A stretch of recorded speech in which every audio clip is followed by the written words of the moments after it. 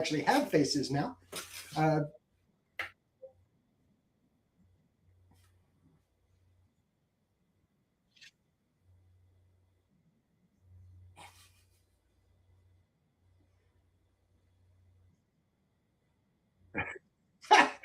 What's up, everybody? It's the night of technical difficulties, and I love it.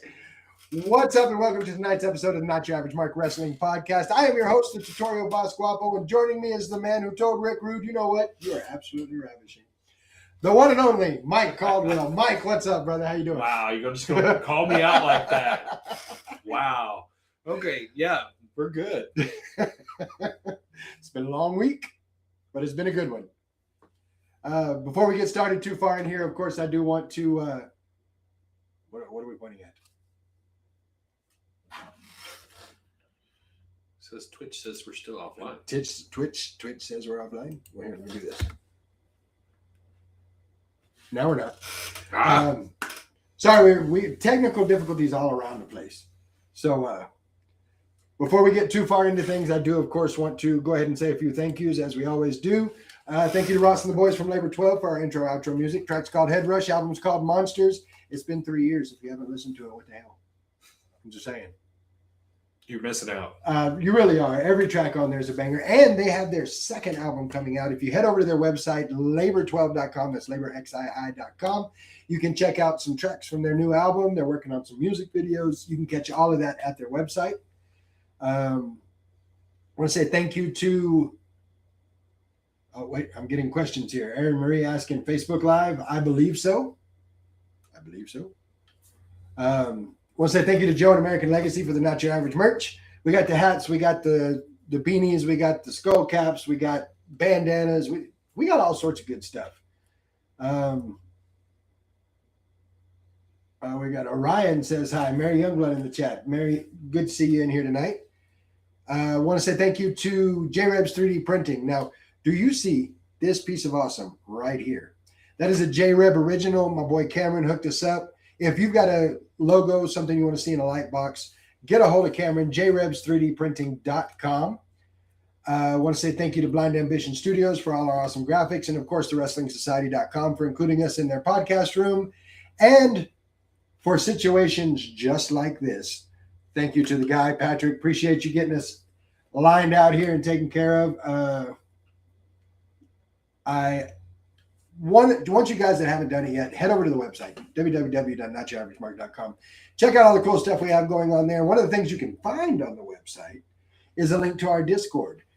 We do all sorts of cool stuff there. We do watch-alongs for Raw and SmackDown and PLEs. We've done NXT. We even did one for the Clown Show, just to say that we did one for the Clown Show. So if you haven't had a chance yet, head over to Discord, check us out. Now let's talk about some wrestling, shall we? Let's do this. So SmackDown. Yes. Love the fact that they started the show off with Randy Orton. Oh, yeah. Like, that man can just stroll to the ring. Everybody's singing his songs. Like, he hears all the voices. He is a spectacle. He is that. So he gets to the ring, and we get a bit of a history lesson. 20 times Randall Keith Orton has been to WrestleMania. Mm-hmm. Twice he's been in the main event. Yeah. But going through everything, he got himself hyped up and the crowd hyped up for number 3. As he will be stepping into the ring with Cody Rhodes at WrestleMania in the main event for the belt. And it's going to be awesome. Now, not to be outdone, old Trick Willie with his lemon pepper steppers makes his way to the ring. And he had the crowd popping when he came out. But they were not popping nearly as hard as they were when he got an RKO for his troubles. That is for sure. That takes us into our first match, which we get Carmelo Hayes, of course, our United States champion, with an open challenge, answered by none other than Hijo del Dr. Wagner Jr. Now, this one was kind of a surprise to me. I'm not going to lie. Like, I am all for AAA talent showing up. SmackDown, Raw, PLEs, I like it. Just wasn't expecting it in this capacity, I guess. You know, his name is a mouthful. It is. Why wouldn't we just call him Hijo de Doc.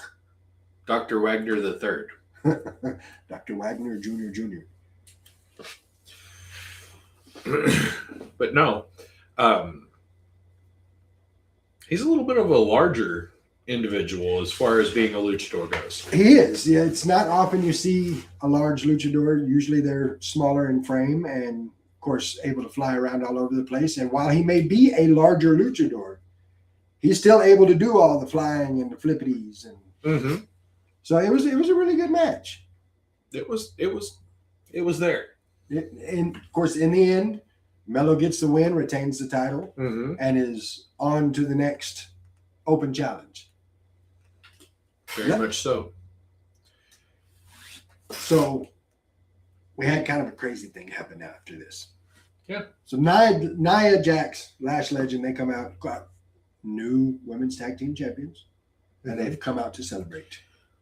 With balloons and everything. Balloons and the whole nine, but before they can even take a sip of what I'm sure was their boxed champagne, Alexa Bliss and Charlotte Flair come out. It's good. They saved him. Charlotte's out. High fives, I'm so glad you're here. Not Alexa. She's not happy. The only thing scarier than big giant spiders is an angry Alexa Bliss. Yeah. When Alexa Bliss ain't happy, ain't nobody happy. Except for Charlotte, apparently. Well, I mean, that's her partner, so. So Alexa puts it all on the table for him. Says, we wouldn't have ever lost those tag team titles if it wasn't for you guys interfering all the time. Yep. Cue the music. Out comes Julia and Kiana James. And Kiana James is like, wait a minute. I beat you. And I beat you. And I, Samoan dropped you. So what are we even talking about here? Well, we didn't have much more talking after that. We did not, because enter Nick Aldis, my spirit animal. Yes. And he basically laid it down to, we ain't going to talk about it. We're going to fight about it. Get me a ref. I love that. I do too. I think it's all joking and funny talk aside. I think it's a good way to start a match. We got blah, blah, blah. We're yelling. No, we ain't going to yell about it. You came to SmackDown. We're going to fight about it. Get the ref, ring the bell. Mm-hmm. And that's exactly what they did. And it was a good match. And in the past, especially matches with Charlotte and Alexa, it's almost seemed like they've been rushed a little bit. Mm-hmm. This one did not feel that way. We went through, I don't remember whether it was one or two commercial breaks. The two commercial breaks in that one. And everybody got a chance to do their stuff. They got a chance to get the shine. In the end, Charlotte gets the win with a natural selection on Julia. And so I guess that puts them back in line for a rematch for the belts. Should be fun. I'm here for it. I think it's going to be good. Talking about tag teams, though, we had a tag team turmoil match. It's kind of wild. So here's what it's a gauntlet style match. Every time a tag team is eliminated, a new tag team comes in. So you're tag team king of the hill here. So we start out with Fraxium and Motor City Machine Guns. Mm-hmm. You better be watching close, because if you took a super bounce ball and threw it in like a 4x4 room as hard as you could, that's about what the action looked like, because they were all over the place.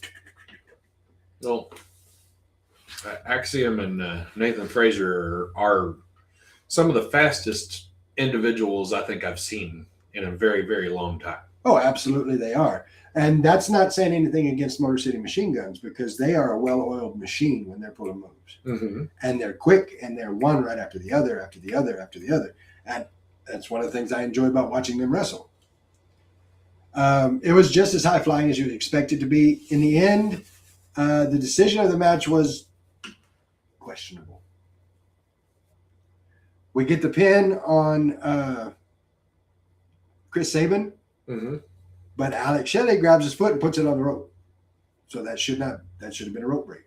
Mm-hmm. But the ref didn't see it and counted the 3. Yeah. Now, if If you're unfamiliar with the way things work, especially on the independent side of things, what the referee says goes. If he counted 3, it's 3. Yep. So they're not real happy about that, but they are eliminated. So with them eliminated, we get Angel and Berto, who come in and get the quick defeat on an already blown up Fraxium, because that first round went almost full segment. Mm-hmm. So I mean, they were already blown up. Angel and Berto get the win, and out comes the Wyatt 6. They get in the ring, bring the fight the way only the Wyatt 6 can, but get exactly what the Wyatt 6 usually gets, and that is the MFTs interfering and costing them the match. That was a sad situation, but It was expected. And honestly, it was kind of expected, and I hate that. But that's where we're at right now. It poses kind of a question though, because it's always since this whole Wyatt 6 thing has really started, it's always been Dexter Lumis and Joe Gacy. Right. We don't switch it up. We don't do any of that stuff. It makes me wonder, because if we're going to have a large group like that, I understand keeping Rowan for, bigger things. Well, I mean, if you look at it, the MFTs and the Wyatts are kind of mirrored. Mm-hmm. They don't do much on the MFTs with Talatanga. They don't do much with Eric Rowan. They're the two giants. You've got Tamatanga and Tangaloa that do most of the Heavy lifting. And you've got Gacy and Dexter Lumis that do it. So I mean, they're really mirror images of each other. Although if I ever told Nikki Cross that she was a mirror image of JC, she might hurt me. For real. I think I'd be more scared of Nikki Cross than I would JC Mateo. Oh, 100%. She's scary. With the Wyatt 6 elimination, though, we get a very unlikely team. And don't get me wrong, I love the setup on this. It was great. We get Damian Priest and R-Truth. I mean, they were in a Judgment Day together. Kinda. Maybe a little bit. And I got asked a question earlier this week that I thought was kind of funny. That tag team, what do you call them?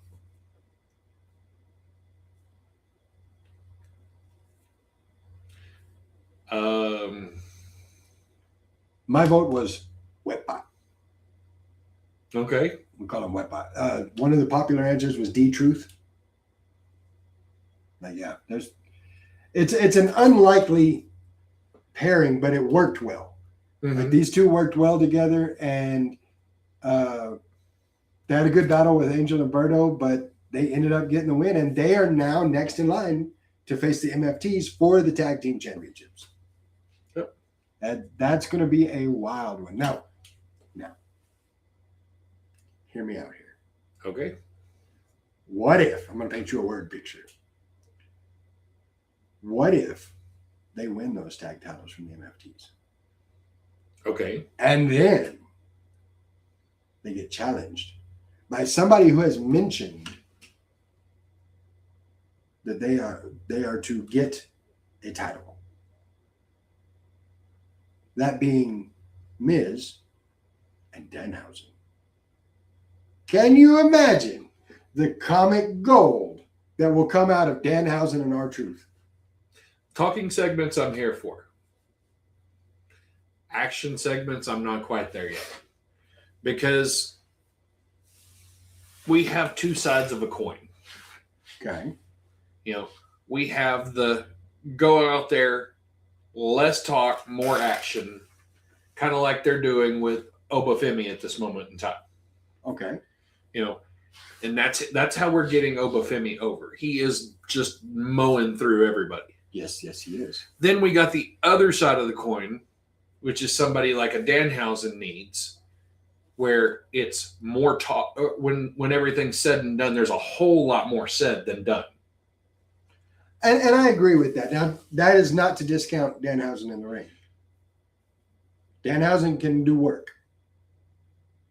But his character is what's getting him over at this moment in time. I mean, he's not Stephen Flo, but he's good. If you don't know who Stephen Flo is, go look it up. It's great. Best gimmick. And no, he did not pay me to say that. That takes us to Rhea and Jade getting face to face. This is something that we've been waiting for. Of course, Rhea winning the Elimination Chamber gets to have a match with Jade for the Women's World Title at WrestleMania. I like the way this was done. It was short. It was to the point. They were respectful while still throwing jabs at each other. Like Jade says, I guarantee a win because, of course, I'm that bitch. I'm that bitch. But Rhea turns around and says, that's awesome, and I respect everything you do, but your body's built for show. Mine's built for fighting. And they went their separate ways. No getting catty, no fighting. No. Said what they had to say and walked away. And I dig it. I think that was the perfect way to do that segment. Yes. Yeah, we got 5 more weeks of stuff. If we press the fast forward button, it's not going to be good. That's true. We need to keep it slowed down so that we can get that boost right there at the end. For sure. So I love the way they did it.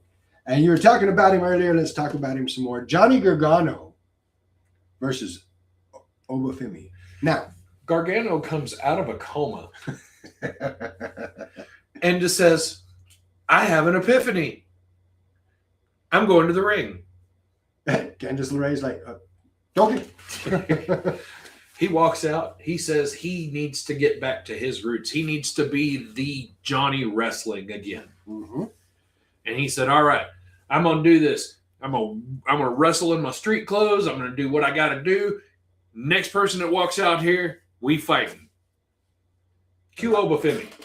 It was at this point that it was unanimously decided that Johnny Gargano probably should have worn the brown pants. Yes, very much so. Judging by the look on his face when Oba came out anyway.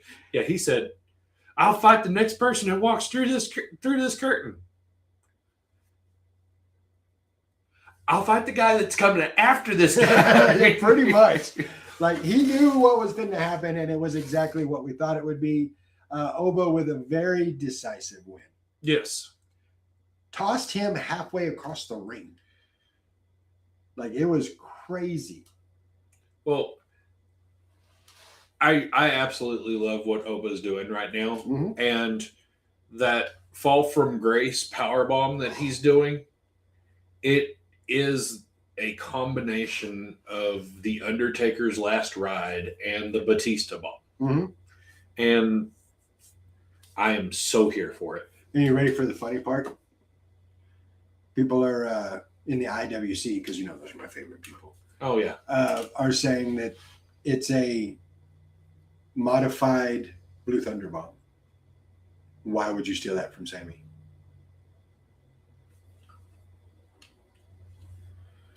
I don't understand the IWC sometimes. And we're going to talk about them a little bit later. Okay. But yeah.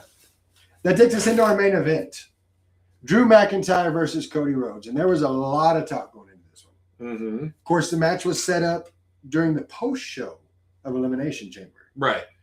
Drew had come out, interfered. Nick Aldis has told him on many occasions, go home, do this right, stay out of it. He didn't listen.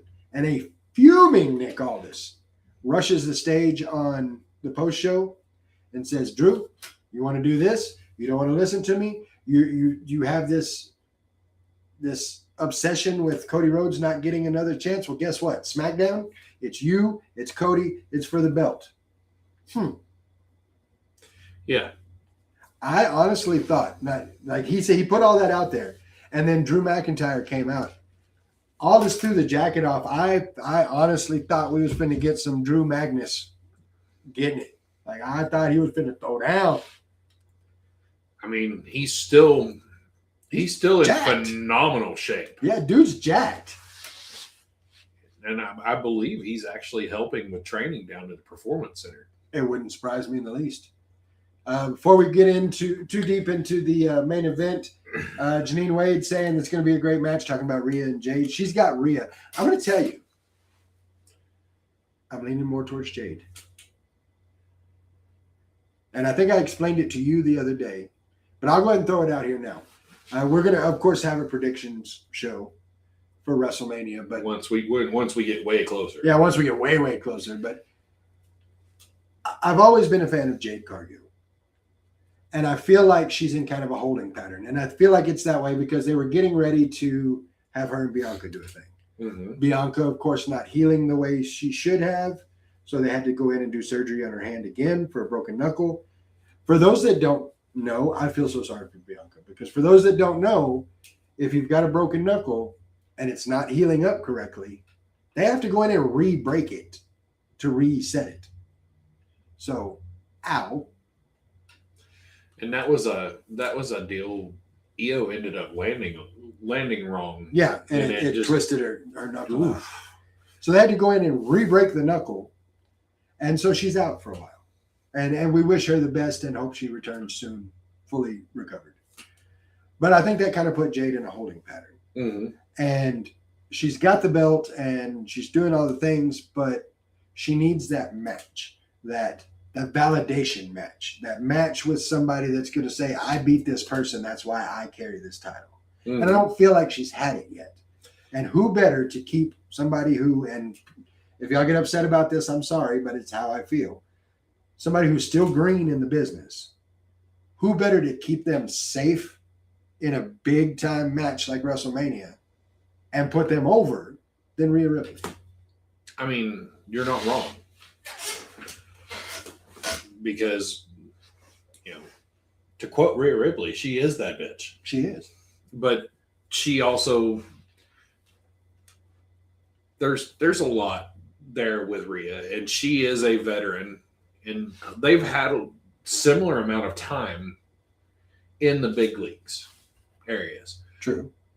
Jade, however, say what you will. She spent 4 years in the clown show. You got to knock all the clown off of her. But she also picked up bad indie habits from some of those guys that were helping work with her over there. And then she basically had to get retrained whenever she came over to WWE. Which is why I say, as good as she is why I say she's still green.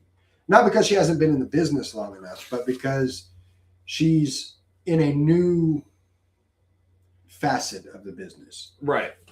But all in all, she had 60 something matches before she took her first loss.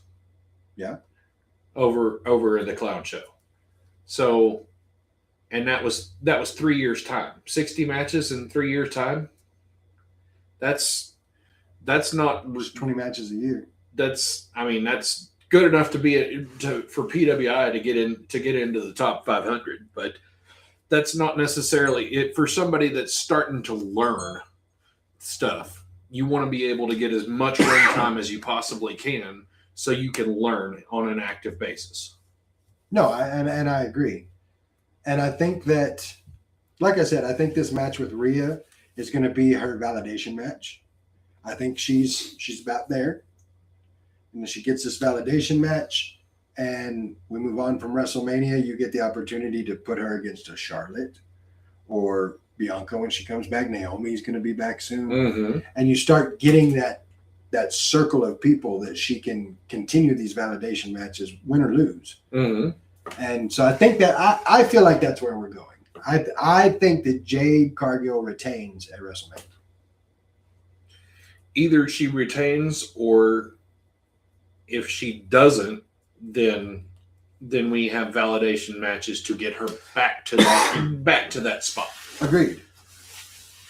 So let's get back to we kind of digressed there. We did just a little bit. Let's get back to Cody and Drew. This was a great match, and I think it was a great match because these two know each other so well. There's so much chemistry there that they can play off of that it's hard for them not to have a good match. You got everything you want from this one.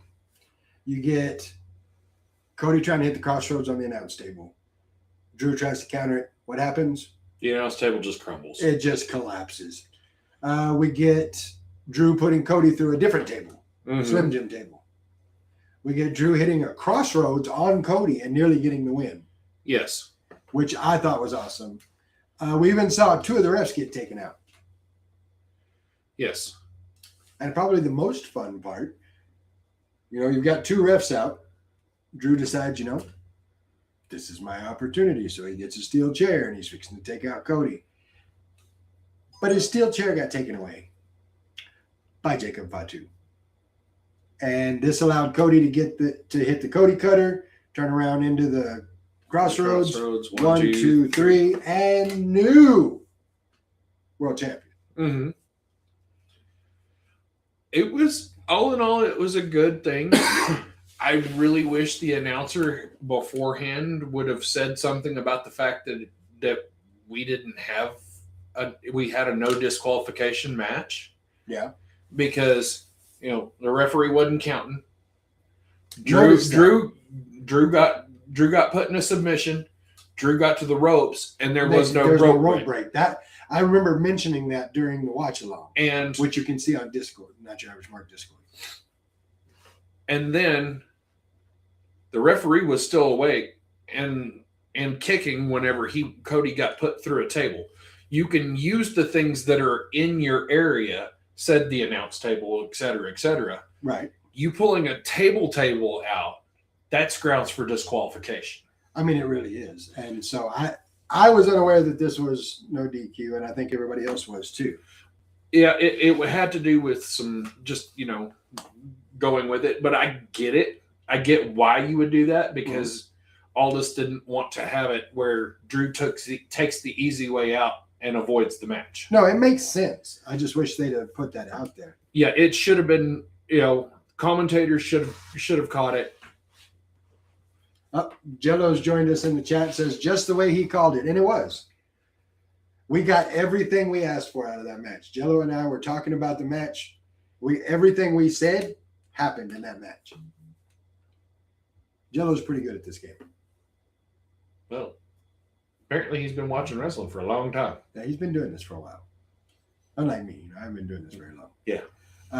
So there were some great backstage segments as well during SmackDown. We had Cody and Sammy continuing their back and forth about privilege, and Cody having things handed to him, and had title matches just kind of dropped in his lap while Sammy's fighting and clawing trying to get there and can't get anything. That's going to blow up at some point. Sammy, he's a ticking time bomb. He is, absolutely. And I think the explosive side of it was calm just a little bit, because then he had to talk with Randy Orton. And Randy Orton, man, I believe in you. And when Randy Orton says that, that's a good thing. I'm not 100% convinced that Sammy's not going to end up in that match. There's something brewing, and ultimately I think we're going to have five competitors in the WrestleMania match. Well, there's only one way to do 5 competitors. Ladder match. Yeah. Cody didn't fare very well. I mean, he won, but do you really win when you walk away from a ladder match the way he did? With the last one I remember him being in was with Kevin Owens, and they both nearly died. Yeah, and then Kevin Owens had one brawl outside of that with Sammy, and then it was like, yeah, my neck's screwed up. I can't work no more. Yeah, I can't play anymore. Doc said I have to stay home. But what was your favorite segment of SmackDown? My favorite backstage segment, by far, was Danhausen meeting Nick Aldis. He had the list, a separate list from the one he had for Adam Pearce. And he says, you'll find me a mentor who will take me to a WWE championship of some sort. I will be in the Hall of Fame this year. And I don't remember what it was. Blip. Yes, he gets a blip. Nick Aldis is like, well, it's not really my job to find you a mentor. And then happens to notice somebody standing to the side and says, one moment, please. Walks over and talks to the Miz. Says, "I love what you're doing with the new talents. You're helping everybody out." Of course, Miz is eating it up. Says, "I have a brand new talent on SmackDown that I want you to mentor. Meet Danhausen." And he's like, I loved Miz's reaction. "I need somebody I can teach my 3 core values to. Not some goth kid who wasn't invited to the party." That was great. I loved it. I thought that was great. And Danhausen says, "You're going to mentor me." And he says, "No, I'm not." He says, "Yes, you are." And do you want to know why? Because you will be Because cursed. if you don't, you are cursed. And the Miz says, ha ha ha ha ha.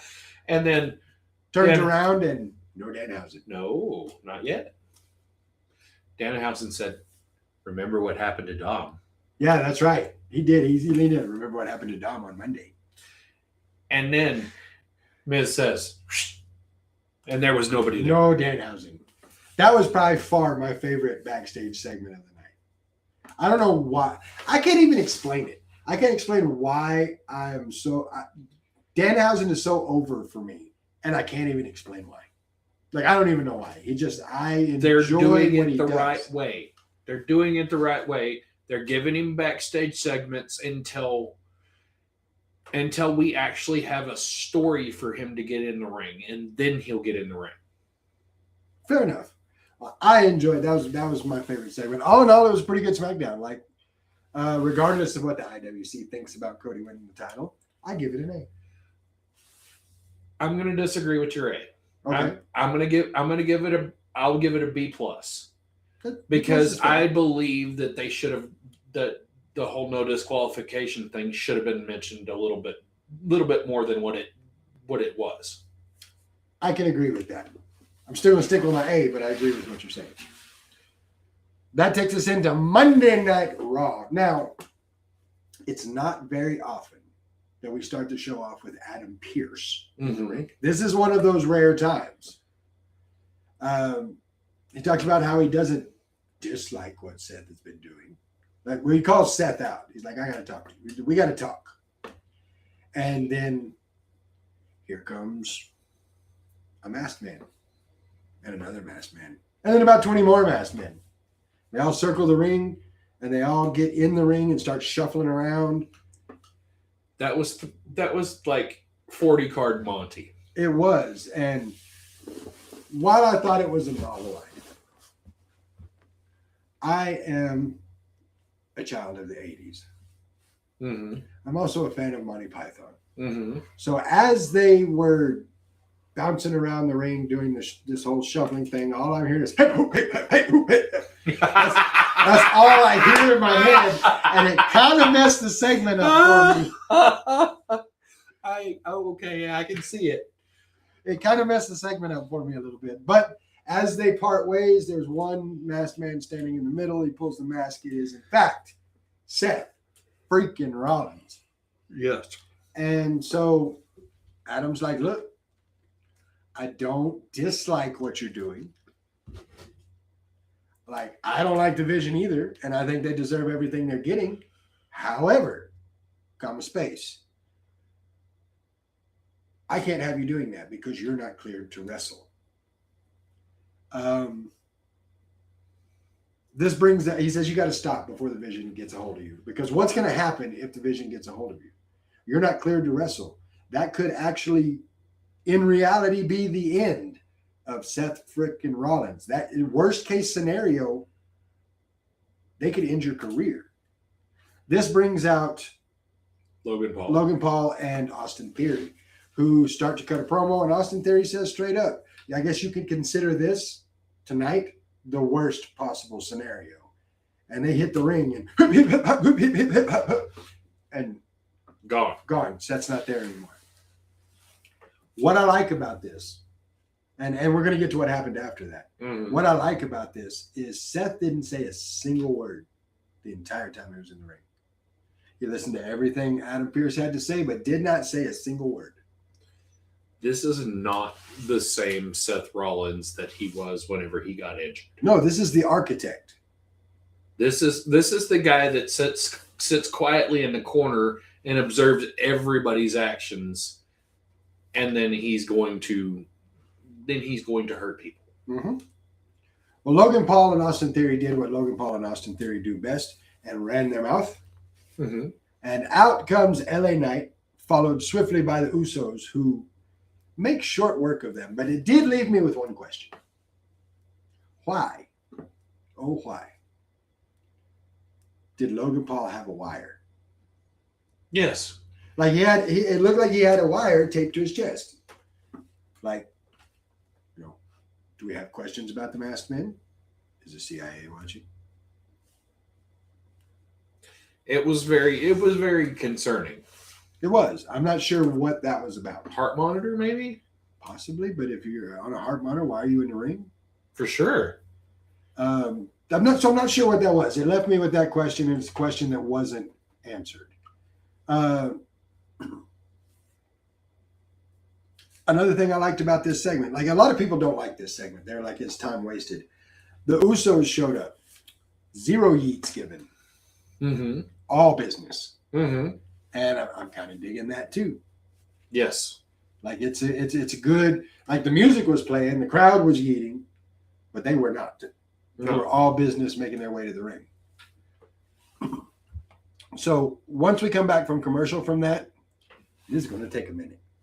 We had a number 1 contenders gauntlet match.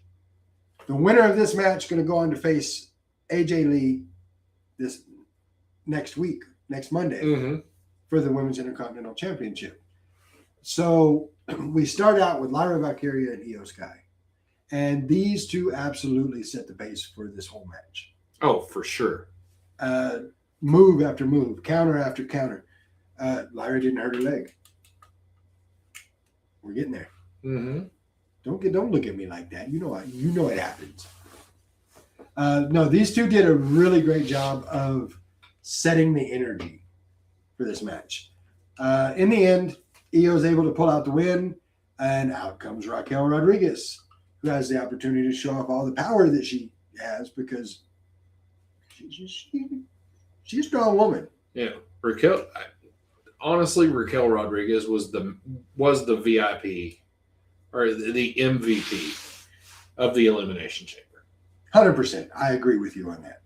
And she's going to be doing big things and continuing to do what she does best, which is hurt people. Yes. So as they're fighting, Liv Morgan comes out. Mm-hmm. Io's getting ready to do the over the moonsault, and Liv Morgan comes out and starts yelling and screaming at her, and which allows Raquel to push one of her legs, and she falls down.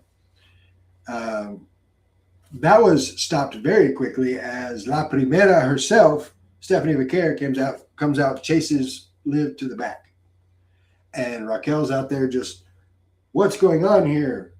Liv, oh no, and which allowed Io to get the win at a cost. Because after Io got the win, Raquel Rodriguez beat the brakes off of her. Mm-hmm. And finished it up with a Tejana bomb on the apron, which is by far the hardest part of the ring. Have you ever gotten to look underneath at the WWE rings? Not a WWE ring, no. Okay. But I've put together a couple of rings in our local area here, and I know that area is not pleasant to fall on. Okay, well, the WWE rings, instead of having just the 4 corner posts and everything else that goes into it, mm-hmm. they're built in sections, smaller sections. Okay. And then they have a center beam, which is the same 4-inch as the same 4-inch diameter that the ring posts are, and everything sits in brackets like so. Mm-hmm. So not only is the apron the hardest part of the regular ring, that part does not give at all. Ugh. Needless to say, Io Sky was done. Mm-hmm. And Ivy Nile came out and took advantage of that fact and quickly got the pin on Io Sky. Which brings out my girl Bailey. Old Bailey cakes. Yeah. I have always been a big fan of Bailey. I still to this day say Bailey is who you put in the ring with somebody that if you want to get them over. Because she elevates anybody she's in the ring with. And this wasn't any different. She and Ivy Nile had a great back and forth. It was more in a brawl. Yes. It was it got ugly a couple of times. In the end, Bailey's able to get the pin after a Bailey to belly, and that leaves just Bailey and our last entrant, Asuka. A very fresh Asuka after a very wore out Bailey. There was a time when I watched this, I would say, okay, Asuka's the fresh person. That's what they're going to do. They blew Bailey up, so now that Asuka's going to get the pin, Asuka wins. Like, it was predictable. This is not that time. This is not that WWE. No. So they have a great match, strong back and forth, right up until Kairi Sane gets involved. Bailey got thrown out of the ring. Kairi's getting ready to do something, and then the gods of war threw a lyra at Kairi Sane because I don't know where the hell she came from. She just flew into scene with a hell of a drop kick, and that allowed the distraction from that allowed Bailey to get back in the ring. She hits the rose plant. 1, 2, 3. Bailey will be going up against AJ Lee next Monday for the women's IC title. And I am so here for that. I am too. And I'll tell you why. How many times has Bailey said, whether it be on podcasts or television shows or just random backstage stuff, that AJ Lee is her dream match? And now she's getting to get that. And I'm so happy about that for her. I'm completely, yes. It's going to be such more, a please. Match. Yes, more, please. That takes us to our Intercontinental Championship match. Our new Intercontinental Champion, Penta. Against the OG Americano, the original El Grande Americano. Here's the problem, though. Before the match can get started, OG Grande is getting ready backstage, and out pops Danhausen, who wants to team up with him. He's like, no. I have a match to go. Thank you for introducing yourself. It was a pleasure to meet you. Now you need to leave. Danhausen says you want Danhausen to leave. You don't want to team with Danhausen? Well then, you are cursed. And there were some floating heads in the back. Am I the only one who saw that? No, I saw the floating heads. There's little floating masked heads in the background. And those floating heads grew bodies, and lo and behold, it was the Americanos. And then we went to commercial. And when we came back, Penta was in the ring, and El Grande Americano came out. Not OG Grande. Grande V2. I say El Grande Imposter. That too. I'm just calling V2. Matt Hardy might get mad, but I'm going to call him V2. He comes out. Everybody's like, wait a minute. This ain't your match. Where's the OG? Nobody knows where the OG is. You know why? Because that's what happens when Danhausen curses you. Bad things happen. Bad things happen when Danhausen curses you, so nobody knows where OG is. But Penta's like, you want it? Come get it. Andale, vamos a la Vega. Come on. That's Spanish for hurry up. Oh, okay. So that's the match we get, and it was a good match. Like I enjoyed it. We had the good back and forth. We got Americano doing a spine buster on Penta that was just textbook. Like, it was good. And Penta gets the clean win after a springboard destroyer. He retains the IC title, and we get into what might be my favorite segment of the night. Think back 2 years ago. Judgment Day's doing their thing. I'm not happy about it. I don't like it. I put out a hashtag 2 years ago. Hashtag Free Finn. 2 years later, we get the payoff.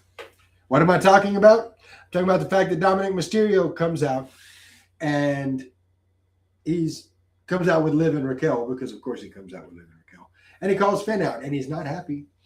He seems a little perturbed. And so Finn comes out with JD. And Dom's like, so are you out here to tell me you got me a rematch? Are you out here to tell me you went to Adam Pearce and got that set up? Are you here to tell me you fixed that? Why are you here? Which I'm thinking, you just called him out. That's why he's there. But I digress. Finn's like, we're family, and may have cost you the match, and for that, I'm sorry. But sometimes you got to fight your own battles. You got to fight your own battles. And I'm like, he apologized, and then he said, damn it. And then he says, but maybe your dad was right. And this is exactly what happened in the watch along. I was like, maybe your dad was right. Because now we're at a point. Yes. We done brought up Ray now. Says maybe you are. Well, how did he word it? It was a spoiled. Oh, maybe you are a spoiled little prick.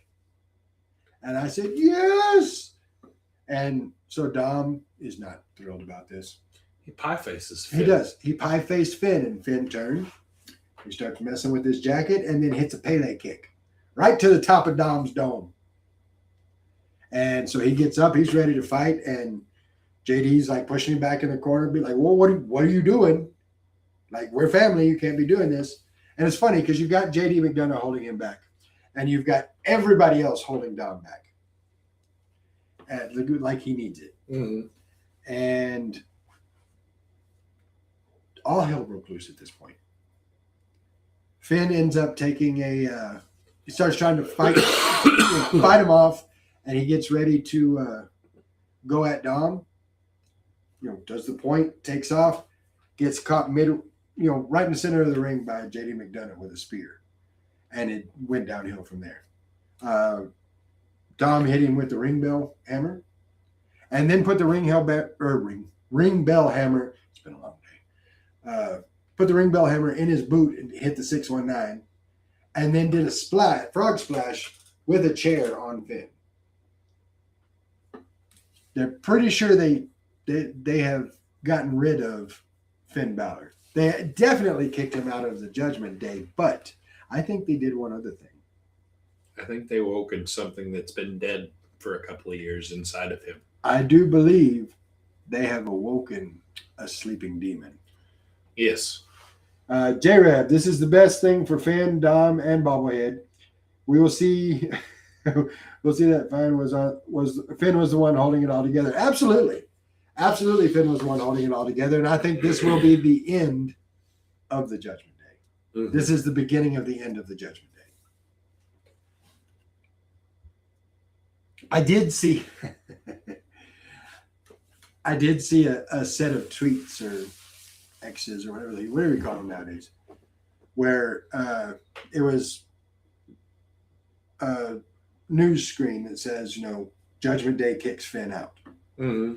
And the first response was from Damian Priest, says, sucks, don't it? Because, of course, he was kicked out of the Judgment Day. Mm-hmm. And the next response was from JD McDonough that says, ask Edge. The next response was the one I loved. It was from Dom, and it was star Adam Copeland. Because you can't call him Edge anymore. I loved it. I thought it was great. Jello saying life for Dom is over as he knows it. Oh, yes, it is. You are not wrong. It's going to be a bad day to be a Dominic Mysterio. Mm-hmm. Very much so. I was very much here for that. I've been waiting for this. I've got my Balor Club shirt on right now. That is a nice shirt. It is a very nice shirt. I'm going to have to thank the person that found it. Something I didn't mention about this. When Finn Balor came out, no, he didn't do the thing. Sad faces. But his Tron said Balor Club. It didn't say Judgment Day. It didn't have the FB like his symbol. It said Balor Club. I'm excited. So, as much as we love talking about Finn Balor, I do love talking about Finn Balor. we need to talk about Obafemi. We do, because he had a hell of a match with Rusev. Yes. Who doesn't love a big man match? Yes. And that's big men. big meaty men slapping meat. Yeah, as Big E would say. That's straight from Big E. This is exactly what we got with this one. These are two massive human beings beating the hell out of each other. Mm-hmm. It was a solid, hard-hitting match, and here's the thing that I liked about it. It showed Oba's not just come in and squash everybody. He's not Goldberg. They didn't Goldberg this, where come in, jackhammer done, 10 seconds, we're done. No, but he took everything that Rusev threw at him and still did not end up with his shoulders hitting the mat. I don't know that he ended up with his knee hitting the mat. He staggered. He did he did the big man register, and then proceeded to kill Rusev. He took everything Rusev threw at him, and then threw Rusev. Like he didn't move quite as far as Gargano did on Friday, but he still picked this man up and chunked him. Yeet. That's the next segment. Oh, that's true. That's the next segment. My bad. So, anyway,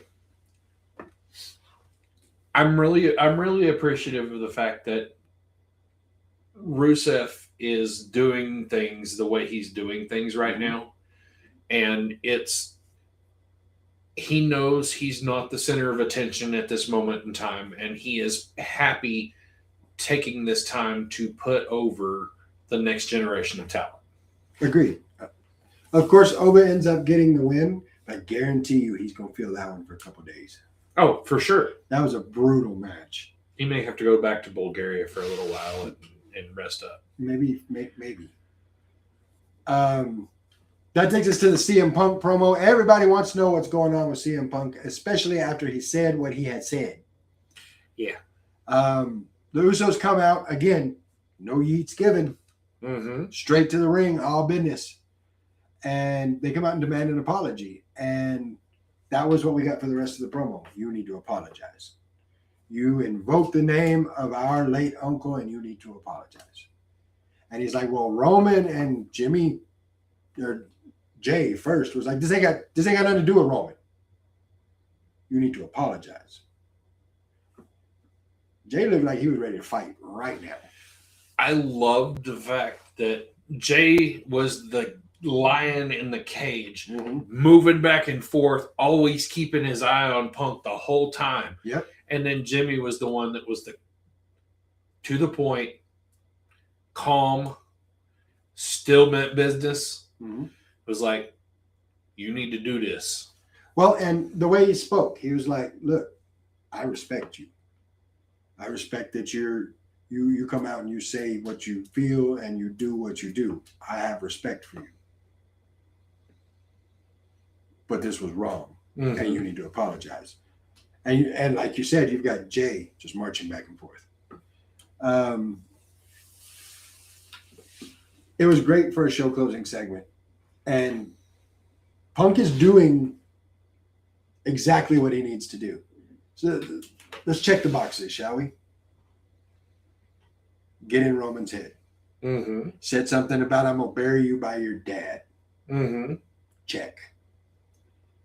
Take away his help. Put doubt in the minds of the Usos by saying Roman never gave a damn about you. And if he did, he wouldn't treat you the way he treats you. But he's sending you out here to handle things. So put that doubt into his help so that he doesn't have anybody to back him up. Check. Stop him when he's saying lies, though, really. I mean, he's not. Like, this is one of those things where they are wanting to split this crowd. They want Roman's people over here and they want Punk's people over here. And they're doing a really good job of it. Punk may have said what he said, but to be honest, whenever you do pass, you do want to be buried next to your family. Fair. So there's that. It wasn't what he said. It was how he said it. Very true. Very true. My question here is, are we working the mind game angle? Oh, yes. Or are we going to turn Punk heel?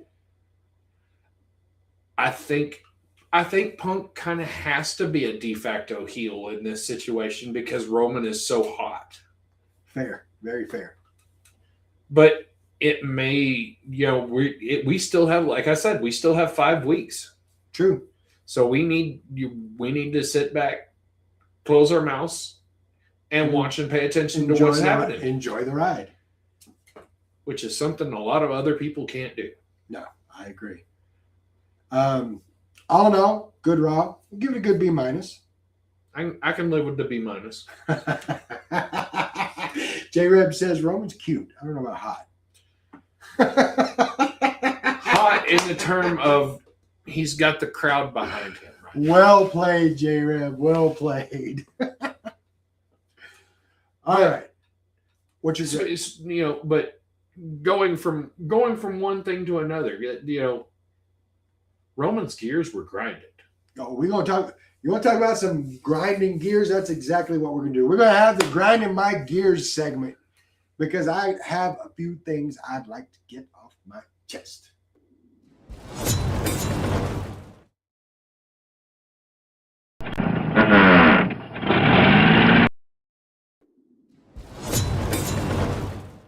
Number one, it's the IWC and what they're saying about Cody winning the title. I have read and heard so much. They're giving Cody everything. They screwed Drew. They're not giving. He should go to AEW where they'll actually appreciate him. Blah blah blah blah blah. If people would take 2 seconds and rub both of their brain cells together, they might be able to realize a couple of things. Number one, this fits the story. This moves the story. Number two, Drew's leaving for a little while as he is cast in Highlander and has to go film the movie. That's going to be 4 months minimum. Yeah. Why would you leave the belt on him if he's not going to be there because he's in Scotland filming Highlander? But people don't want to hear that. They're just, Cody took the belt. They're doing everything for Cody. He's a golden boy. They're only doing it because he's Dusty's son. And another thing is, why should somebody go to the clown show? Why? Oh, I can tell you why. So they can go over, win their first match, get a belt, and then their second match, get it taken right back off of them, and they're just thrown to the wayside. Welcome to mid-card mediocrity. But no, I can tell you why they should go to AEW. Okay, I'm all ears. Because, and this is the next thing, because the prophet that is Dave Meltzer has said that the gap is closing between WWE programming and AEW programming. Where? All right. I usually don't do this, but I'm going to throw numbers at people. Okay. I believe it was February 27th. February 27th episode of SmackDown did 1.4 million viewers. Okay. The following, I believe it was March 4th episode of Dynamite had 650,000. That's less than half of what SmackDown was. And you may think to yourself, well, what about Raw? I'm not using Raw because Raw's on Netflix. I'm going television for television. Mm-hmm. And you think, okay, well, about half of it, maybe they're moving up. NXT on March 2nd? Mm-hmm. No, March 3rd, because they're on Tuesday nights. Yes. So NXT on March 3rd did 604. Okay. And I'm going to pull another factor for you. We've had meetings with television people because we put BCW on the TV channels to do commercials from time to time. Yes. Okay. We did the stuff with the CW network. Mhm. Okay. From what I say from the salesman's mouth is anybody that your ratings are set from people that have cable that are pulling all the numbers in. Anybody that has a digital antenna, anybody that's watching it over the air as opposed to cable does not get counted. So you probably, even in worst case scenario, that's another 50,000 people. And now we're 4,000 over what Dynamite did with NXT on the CW. And that's at a minimum. Yeah. So I don't know where he gets his numbers, but no, Dave, the gap's not closing. However, I do have to question what he reports because next thing, this is fun. Dave Meltzer reporting that Lex Luger was hospitalized. Put it out there for the world to see, TMZ style. Mm-hmm. Only to have Lex Luger respond to the post with prayer hands, and it says prayers. Why did he respond that way? Because he was sitting at home watching hockey and eating pizza. Because he was never hospitalized. But this is the guy who we trust to give us 5-star matches. This is what grinds my gears, ladies and gents. Yes. I am in complete agreement with you. Now, go ahead. Do you know what doesn't grind my gears? What does not grind your gears? The fact that we have a show Saturday. We do, in fact, BCW Texas presenting Separate Ways. Levelland, Texas, TMW Event Center. It's going to be great. So let's talk about kind of what we have on the card. Okay. We have Marcus MD versus CD Cash. Now, these two have met more than once. Mm-hmm. They've got a little bit of a history here, and it's not a pretty history. Mm-hmm. I don't know if you've been looking online on socials, but they're kind of back and forth at each other. Yeah. Foot doctor is what. Foot doctor. MD's not a podiatrist. He is, in fact, not a podiatrist. Although CD Cash keeps running his mouth the way he's doing, he may need a foot doctor for foot removal from certain areas. I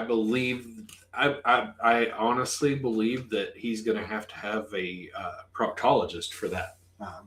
He's going to need some sort of doctor, that's for sure. And I don't think it's going to be Marcus. No. I am really looking forward to this match, though. Both of these guys just absolute business when they're in the ring. Mm-hmm. And if you asked me right now who's going to win this match, I couldn't tell you. Like, Cash just had a match back in January with Andro Zuma. Mm-hmm. And he got the win in that one. A very, very well fought win. Mm-hmm. Marcus MD. I don't remember who Marcus MD was up against. But he had a good match in January also. Yes. Marcus MD was against Emilio. That's right. It was Marcus MD and Emilio. And this close. This close to winning the BCW Texas title. Mm-hmm. So both of these guys, very, very good competitors. And so I'm looking forward to seeing their match. Speaking of Andro Zuma, mm-hmm. he too has a match this Saturday against Miles Journey. Miles Journey. The Hellfire Hippie. Okay. I like it. I dig it. He's never said that. I just said that. So that's probably Miles. If you're watching, you don't like it, I apologize. Well, one thing is for sure, Andro Zuma is moving tickets. He is. And not only is he moving tickets, he came to BCW Texas in January with one goal, and that is to represent. And he does. Mm-hmm. Like he is out there. But Miles Journey, I mean, it's all peace and love till the bell rings. And then he's going to get peace of your face. Pretty much. These two very well matched, in my opinion. skill wise, stature wise, they're very well matched. It'll be interesting to see who comes out on top of that one. It's going to be interesting. What about Nathan Briggs? What do you have for him? Nathan Briggs will be taking on Sean Lau. Much to our surprise, and apparently Sean Lau's surprise, being agented by Country Devil, Bill Donovan. Agented or managed? Managed, agented. English words. Take two. He's being managed by Bill Donovan, which he seemed to be a bit surprised about himself. Sean Lau is a great wrestler, but there's something's a little off in that dude. Mm-hmm. Can't put my finger on it, but he is a killer in the ring. That, like, if you've ever seen him wrestle, holy hell. Mm-hmm. And so you're left with a question at this point. Because if I understood correctly from Sean Lau's promo, he kind of trained under Nathan Briggs. Mm-hmm. So do we get Nathan Briggs showing why they call him the main event Nathan Briggs? Or do we get student has become the teacher? Oh, Sean has been a go-getter. Absolutely. Not taking anything away from the other go-getter that we'll talk about later. Yes. But he's gone to Japan. He's worked and trained over in the dojos in Japan. Mm-hmm. Came back. Been working with all these newer talents and trying to teach them the ways that he learned. Mm-hmm. Which is very, very notable, very honorable. Very nice. Very evil. That's not him either. Oh, okay. But yes, Nathan Briggs has the experience factor. He may have taught Sean Lau a whole lot, but I don't think he taught him everything that he knows. Well, that's what I was going to wonder in this. Like, I can almost hear in my head Nathan Briggs saying, "I taught you everything you know, but I didn't teach you everything I know." Mm-hmm. And so then you have to ask the final question: how much of an X factor is Country Devil Bill Donovan going to be? There's already a history there between him and Briggs. Mm-hmm. So how much of an X factor is he going to be in this match? Right. So it's going to be a good one for sure. Looking over at the chat, will BCW be online for those of us who can't make it? It will not be live online, but it will be put out online soon after the show, within the week. Some of them will be. Yeah, we're going to hold back a couple because we got a little something special coming up. But speaking of something special, wild card Jeb Bingham versus limited edition Jesse the Kid James. Now, at the last show, wild card Jeb Bingham put on a hell of a match with Mateo Alfeo. Mm-hmm. It was great. Won the match. I got the opportunity to talk to him after the match, and he issued another open challenge. Mm-hmm. And it was quickly answered by Jesse James, who had a few things to say. I believe the quote was, "When you left and took your little break, I took your spot." Okay. Open mouth, insert foot. Jesse has been doing a lot of that lately. And little fun fact for you, this will be the second match of the day for Jesse on Saturday. Yes, because Lubbock Pro Wrestling 101 will be at the Comic-Con in Midland. Yes. And you know who he's facing? Who's he at facing? 1 o'clock on Saturday? Who's that? The living proof Justin Taylor. Oh, no. He invoked that spirit. Good luck with that one, homie. All of that said, yes, he's got to have a match with Justin, and yes, he talks a lot. But you can't deny he's been backing it up. He's doing well for himself. He is getting the wins. But does he have what it's going to take to take down a wild card? I don't know. He didn't have what it took to take down Nathan Briggs. Well, you can't say that, though. That was at the last show. The show before that, he did beat Nathan Briggs. You're not wrong. So I mean, I wouldn't write the kid off just yet. No, I mean, he's doing everything in his power to put himself in front of people where he can, regardless win, lose or draw, he's actively learning, and he's doing that from some of the best in West Texas right now. Absolutely. Big Said gonna be in the house, and all I know about the fact that Big Said is gonna be in the house is A, that he's gonna be there, and B, that he's got something, or he's got some words for BCW management. I need to be those guys. We are those guys. Shit. No, he can have all the words he wants, but I'm going to tell you right now, I'm going to hit him where it hurts if he puts his hands on either one of us. I don't feel like Sed's going to put his hands on either one of us. No, I think there was a lesson learned with the suspension of Franco D'Angelo. I don't foresee that happening. I mean, I'm not going to say it's not going to happen, because just as soon as I do, one of us is going to get knocked out. I vote on me. 1, 2, 3, not it. Okay. You know what it's going to hurt, Sed, more than anything else? What's that? I'm going to hit him in his pocketbook. There you go. I don't know what's going to happen with Sed. Mm-hmm. Like I said, all I know is he's going to be there, and he's got some words for us. He can have all the words he wants to. Certified franchise. Got a phone call the other day from Mac to Franchise. Mm-hmm. It seems him and his partner, Draven Reeves, certified go-getter, had a little conversation. Yeah, don't hit the hand that pays you. Smart thinking. They had a little conversation, and of course we have the BCW Old School Tag Team Championship, which are newly crowned on Stage Dive Mafia of the Guerrilla Militia. Mm-hmm. Axel Savage, Rook Tyler. But being old school and keeping with the old school mentality, they've asked for their rematch. Mm-hmm. And I'm granting it. I'm good. It will be certified franchise versus the Stage Dive Mafia. In a rematch, winner walks away BCW Old School Tag Team Champion. Mm-hmm. Now, there have been a few chinks in the armor of certified franchise lately. They've been kind of at each other a little bit. So little concern there.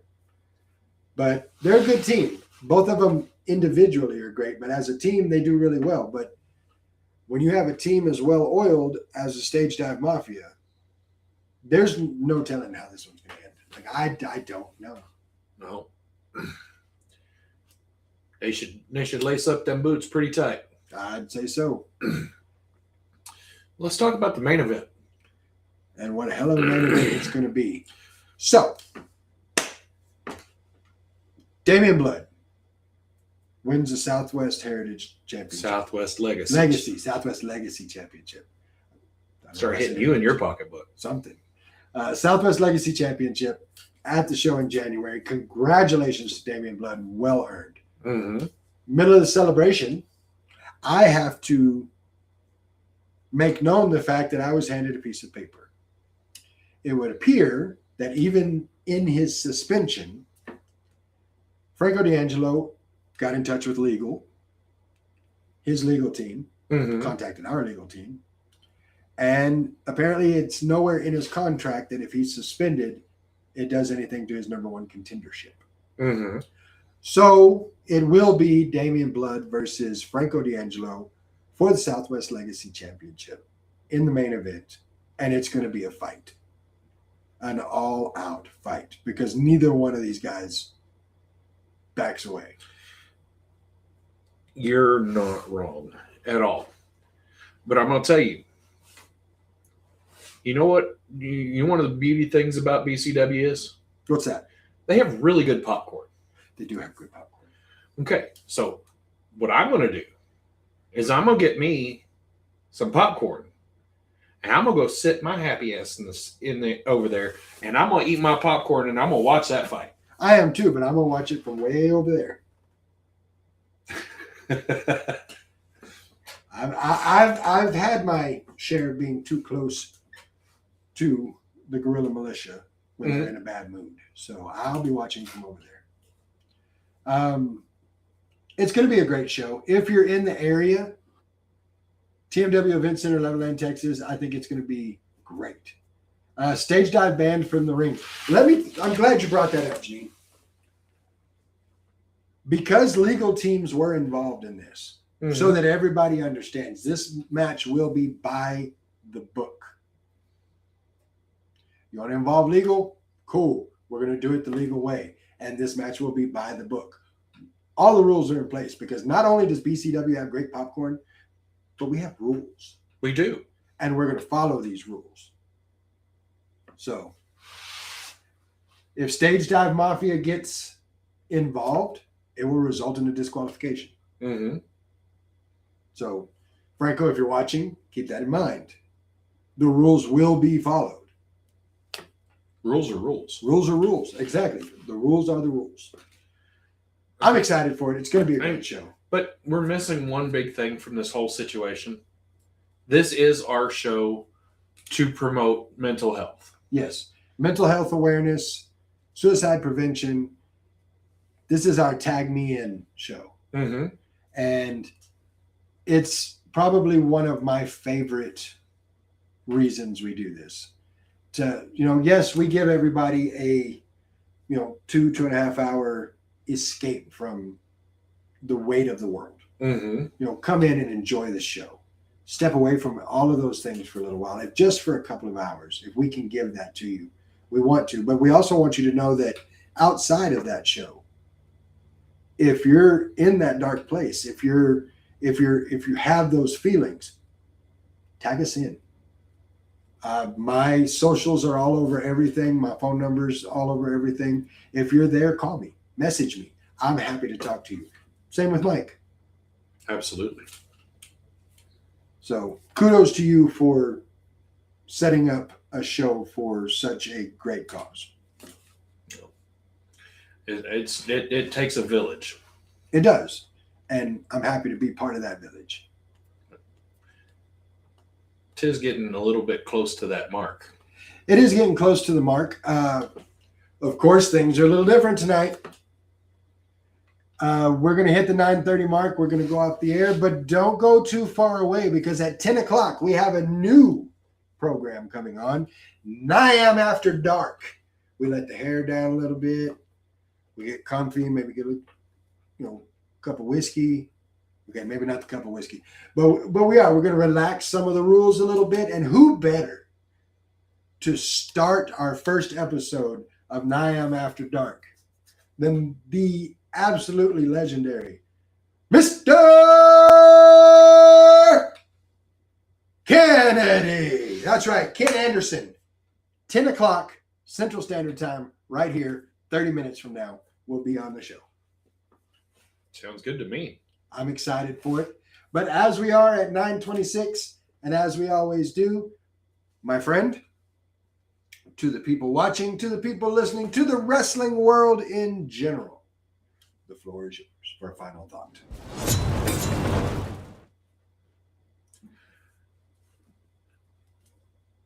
I want to go ahead and say it.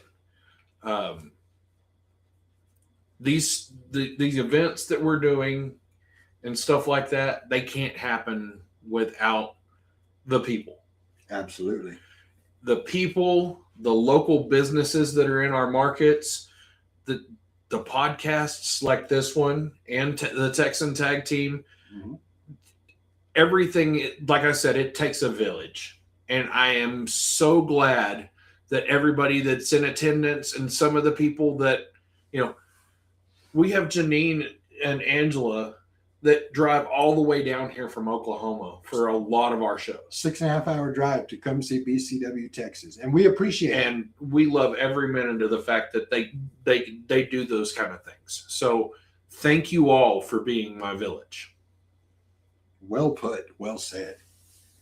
As far as final thoughts for myself, I've said it, I don't know how many times. This is therapy for me.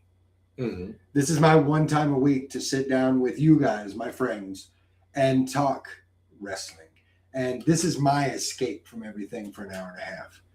This is lifting the weight of the week off because I get to hang out with the people I enjoy hanging out with. We get to talk wrestling. We get to have a good time. So to all of you in the chat, to everybody watching, to everybody listening, first and foremost, thank you for this platform, for this place where I can come out and talk wrestling with you guys. I love all of you for that, and thank you so much for giving me that. While we're throwing out thank yous, Mike, it's not said enough, and I want to make sure it's said here for everybody. I get to live something that's a dream for me. Mm-hmm. Anybody that's known me when I was younger knows that when we were watching wrestling, I was never I'm going to be Stone Cold. I'm going to be The Rock. No, I wanted to be the guy that wrote what The Rock said. I wanted to be the guy that came up with Austin 316. I wanted to be the guy who set the table for the feast of badassery. And you have given me that opportunity by making me a GM. Mm-hmm. And so for that, I also want to say thank you. Oh, you're very welcome. I get to do bucket list shit. So I'm looking over here. We've got Gene Way saying that Ken Anderson, such a great guy. Love you both. Janine, we love you too. Eska saying you guys rule. No, man, you rule. We've got Mary Youngblood. Love you guys. We're heading out. See you Saturday. Mary, we'll see you Saturday. Be ready for one hell of a show because it's going to be good. That brings us to 9:30. So with that, I'm Guapo. That's Mike Caldwell. We're not your average marks. We'll see you in about 30 minutes for NYAM After Dark with Ken Anderson. Until then, we're out of here. Yeah.